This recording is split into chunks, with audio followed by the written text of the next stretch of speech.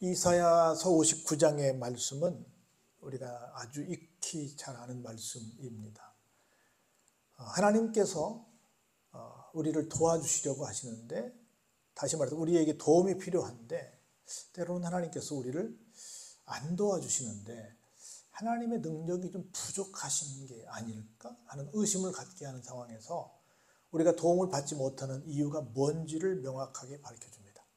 그러면서 우리 인생은 우리 스스로서는 절대 문제에서 타결할 수 있는, 문제에서 빠져나올 수 있는 그런 능력이 없는데, 할 수 없이 그러다 보니까 우리가 뭘 하게 되냐면 우리에게는 구세주가 필요하구나 해서 구세주를 찾는 그런 단계까지 나가게 되는 그 내용, 굉장히 복음의 핵심이라고 말할 수 있는 그 내용이 59장 속에 들어 있습니다. 이 말씀을 통해서 다시 한번 우리 인간의 실존과 우리 인간이 궁극적으로 추구해야 될 것이 무엇인지를 깨닫는 은혜가 우리 속에 넘쳐나기를 바랍니다. 1절 한번 다시 한번 보면, 여호와의 손이 짧아 구원하지 못하심도 아니다. 우리가 도움을 간절히 요청하고 있는데 하나님이 내가 너무 깊은 곳에 있어서 하나님의 손이 짧으셔가지고 우리를 건져야 되는데 못 건져주시는 것이 아니다 라고 하는 말씀을 하고 있습니다. 두 번째는 우리가 굉장히 살려주세요 막 외치는데 하나님이 귀가 좀 어두우셔서 우리 소리를 못 들으시나 하는 것도 아니다는 거죠.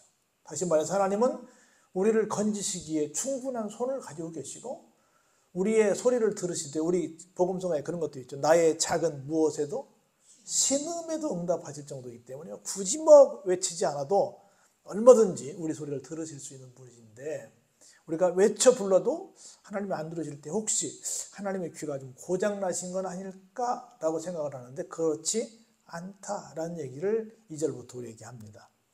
오직 다시 말해서 하나님께서 구원의 팔을 펴지 못하시는 이유, 하나님께서 우리가 외쳐도 듣지 못하시는 것처럼 계시는 이유, 그건 오직 하나밖에 없다는 거지요. 뭐라고요? 우리의 죄악이 너희와 너희 하나님 사이를 갈라놓았다. 무엇 때문에? 죄악 때문에. 죄악은 곧 뭐예요? 하나님과 우리 사이를 갈라놓는 것이고, 회개는 뭐예요? 하나님과 우리 사이를 다시 붙여놓는 겁니다. 그래서 죄악으로 말미암아 하나님과 우리 사이가 갈라져서 결국은 하나님께서 손을 펼치실 수도 들으실 수도 없게 되었다라고 말씀을 하고 있는 겁니다. 그래서 너희 죄가 무엇을 가리었어요? 하나님의 얼굴을 가리었지요. 그래서 우리에게서 하나님께서 듣지 않으시게 된 상황이 되었다는 겁니다. 우리 여러분 그 말씀 기억할 거예요. 이사야 선지자가 어떠다가 하나님을 봤어요. 그래서 어떻게 됐어요? 나 죽었다 라고 했잖아요. 그때 얼른 천사가 와서 숯불로 지셨잖아요. 왜? 하나님을 보면 죽으니까. 그러니까 죄악 가운데서 하나님을 보면 어떻게 돼요? 죽지요. 그래서 내가 죄 가운데 있을 때는 하나님께서 내 앞에 안 나타나시는 게 고마운 일이에요? 나타나시는 게 고마운 일이에요? 안 나타나시는 게 고마운 일이죠. 우리 복음성가 가운데 그런 거 있잖아요. 어떤 때는 주님이 안 봤으면 좋겠고 어떤 때는 주님이 걸림돌이 되었었네. 이런 복음성가 가사가 있잖아요. 우리가 죄악 가운데 있을 때는 솔직히 말하면 하나님이 안 보셨으면 좋겠다라고 하는 거지. 왜? 보시면 어떻게 돼요? 죽으니까.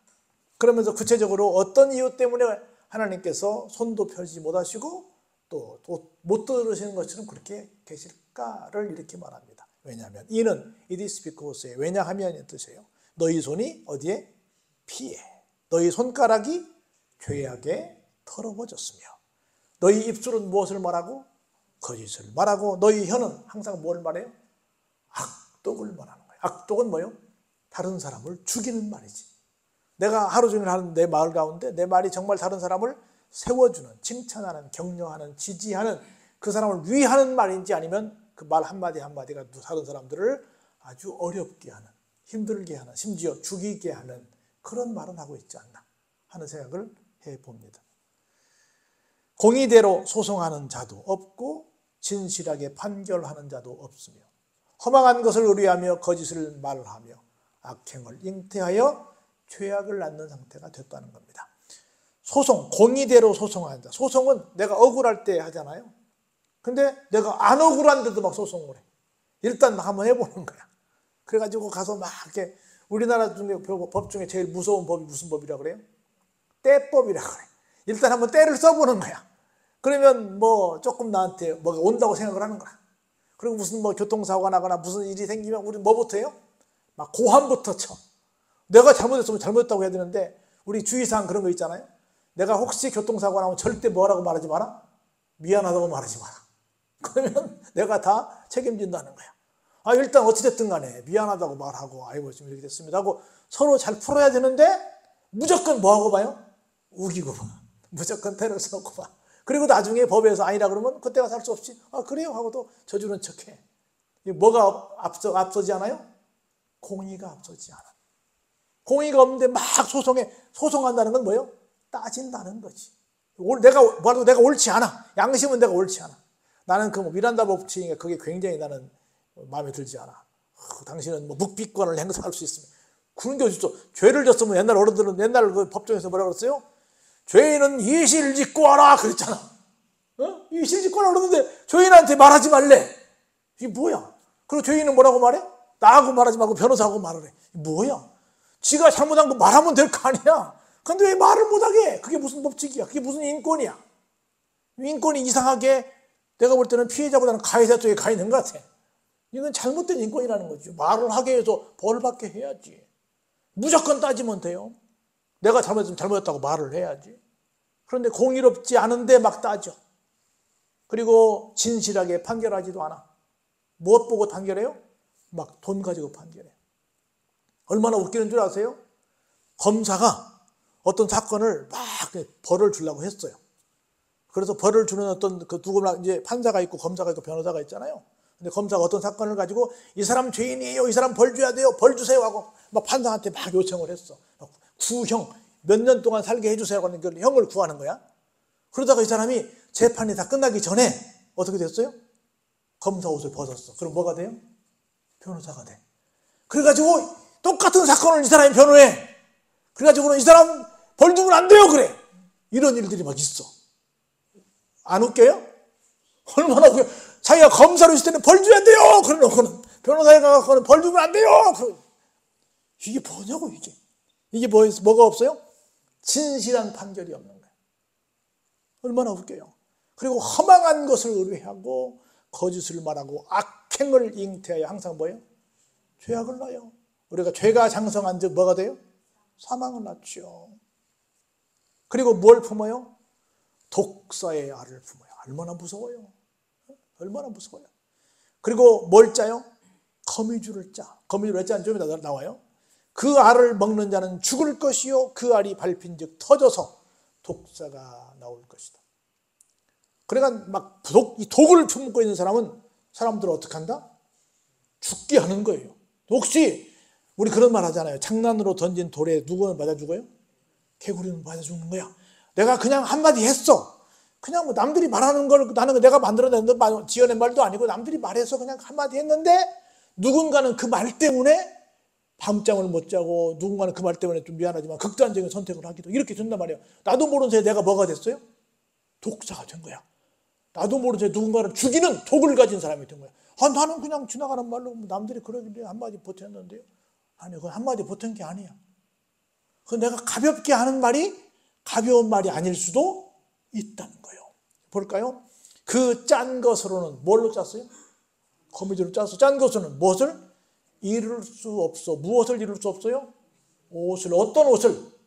내 죄를 가릴 만한 그런 옷을 거미줄로는 만들 수 없다는 거지요. 그 행위로는 자기를 가릴 수도 없어요. 왜? 그 행위는 죄악의 행위이기 때문에. 그 손에는 항상 뭐가 있어요?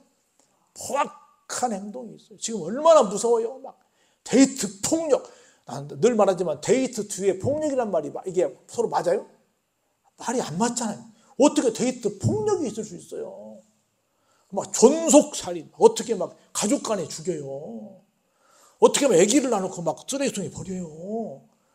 이건 말도 안 되는 소리잖아요. 근데 막 이런 일들이 막 우리 앞에 생겨요. 막 얼마나 사람들의 행동이 어때요? 포악해. 막 상상할 수 없어요. 그 바른 행악하기에 빠르고 무죄한 피를 흘리기에 신속하고 그 생각은 항상 뭐예요?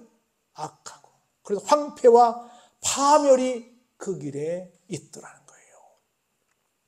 그 사람들은 어때요? 결론입니다. 그들은 평강의 길을 알지 못합니다. 항상 싸나워. 누가 건들기만 하면 큰일 나. 그 마음속에 뭐가 없으니까? 평강이 없으니까. 그들이 행하는 곳에는 뭐가 없어요? 당연히 정의가 없죠. 항상 뭘 만들어요? 굽은 길을 스스로 만들어요. 그리고 이 길을 밟는 자는 다 무엇을 알지 못해요? 평강을 알지 못해요. 생각하는 것마다 이상하게 생각하고 있는 거예요. 어떻게 같은 사람으로서 그렇게 생각할 수 있을까? 이런 생각을 할 정도로 희한한 생각, 무서운 생각, 이상한 생각만 하고 있는 사람들이 다 뭐라고요? 죄악 가운데 있는 사람들이라는 거예요. 그러므로 정의가 우리에게서 멀고 공의가 우리에게 미치지 못한 즉 우리가 빛을 바라나 무엇밖에 없어요? 어둠뿐이고 밝은 것을 바라나 캄캄한 데 행하는 우리의 삶이 된다는 겁니다. 여러분 지금 아마 제가 살아온 날들이 얼마 안 되지만 요즘 뉴스를 들어보면 지금처럼 어두운 시절이 또 있었을까 할 정도로 그렇게 어두운 뉴스들이 너무나 많아요. 얼마나 끔찍한지 모릅니다. 그래서 다 어떻게 우리가 맹인처럼 담을 더듬습니다.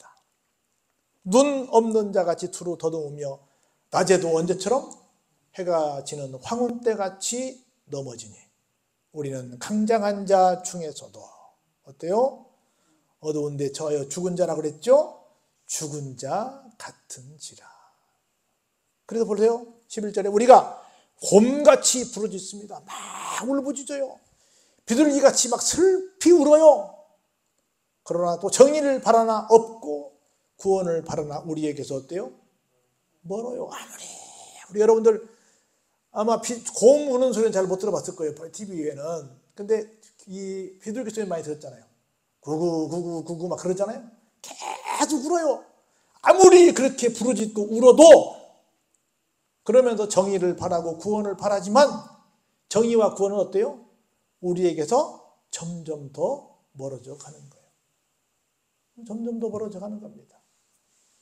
이는 왜냐하면 우리의 허물이 주의 앞에 어때요? 심히 많기 때문입니다. 그래서 우리의 죄가 우리를 쳐서 증언합니다.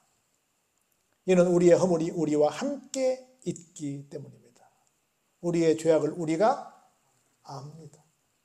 그러니까 앞에서는 하나님 팔이 짧으세요? 하나님 귀가 어두우세요? 왜 우리를 안 도와주세요? 라고 말하지만 사실은 내 양심은 안다 모른다? 안다. 왜 내가 도움을 못 받는지를 안다. 내가 어떤 상태에 있다는 것을 죄악 가운데 있다는 것을 내가 안다는 거죠. 다 사람들은 압니다. 여러분 그 얘기해요. 여기 지금 여기서 가져온 우리 뽀삐 강아지도 마찬가지인데 심리학자들이 이렇게 말합니다. 어린아이가 처음 기어가기 시작을 했어요. 이쪽에서 옛날에는 리모컨이 안 하고 이렇게 수동으로 TV를 켜고 껐잖아요. 근데 할아버지가 여기서 TV를 보고 있어. 근데 손주가 할아버지랑 같이 놀다가 TV를 한번 꺼보고 싶은 마음이 든 거야. 할아버지 보시는데.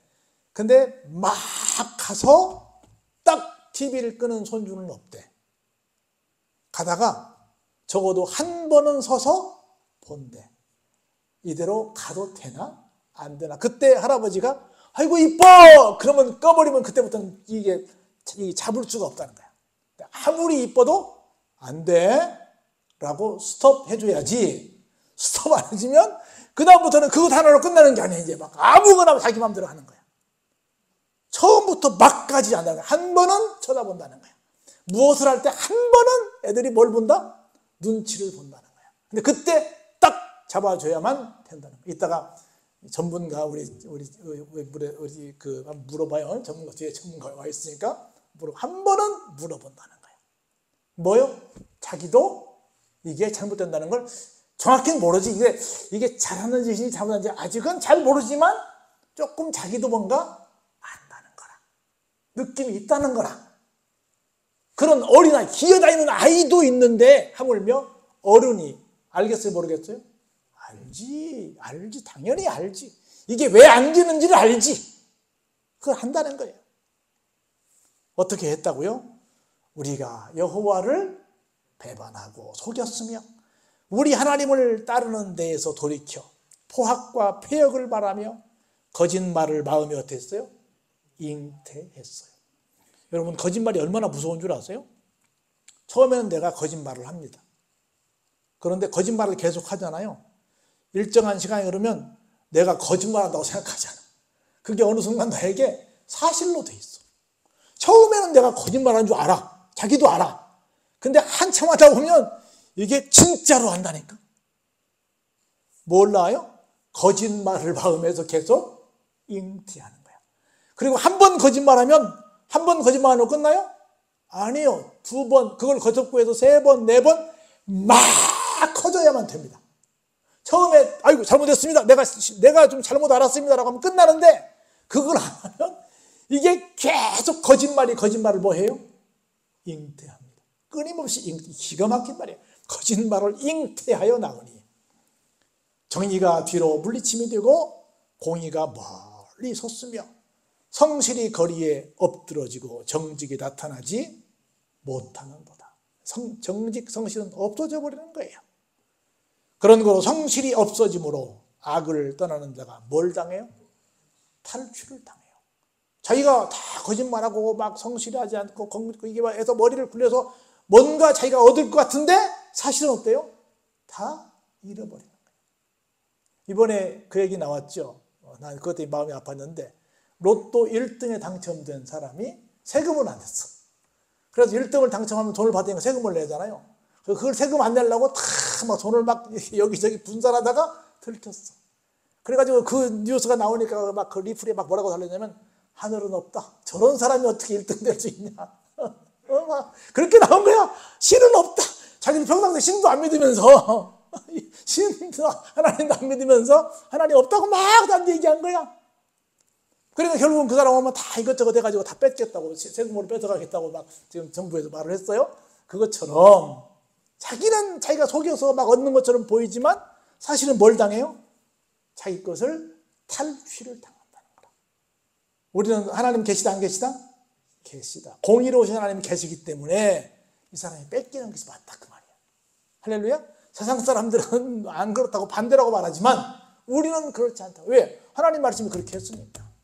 죄를 지으면 결국은 뭐예요? 하나님의 도움도 구하지 못하고 내가 여러 가지 악한 행동으로 뭔가를 얻었다 할지라도 도로 뺏기고 만다. 그런 거로 뺏기지 않으려면 하나님의 도움을 계속 받으려면 뭐 해야 된다?